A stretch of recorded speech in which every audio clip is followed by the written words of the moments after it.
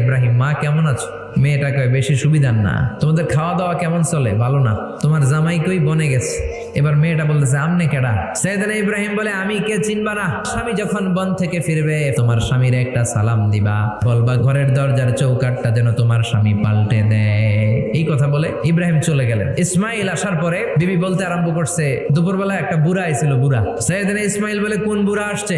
কি বলছে? বিবি বলে আপনারে সালাম বলছে। ওয়ালাইকুমুস সালাম। আর কি বলেছে? আর বলছে ঘরের দরজার চৌকাঠ যেন আপনি পাল্টে ফেলেন। এই কথা বলার পরে সাইয়েদনা ইসমাইল চিৎকার দিয়ে বলে, ও কি করলি তুই? নিজের কপাল পড়লি, নিজের কপালে নিজে কুড়াল মারলি। এইটা আমার বাবা ইব্রাহিম খলিল, আমার বাবা যা বলেছে এর মানে হলো তোরে যেন আমি তালাক দেই। বাবার খুশির জন্য তালাক দিয়ে দিস। নতুন সংসার শুরু হলো। আরেকটা বংশীয় নেককার মেয়েকে বিয়ে করলেন। 3 বছর পর সাইয়েদনা ইব্রাহিম আবার বেড়াতে আসলেন। আজকেও সাইয়েদনা ইসমাইল বাসায় নাই। সাইয়েদনা ইব্রাহিম সালাম দিলেন, আসসালামু আলাইকুম।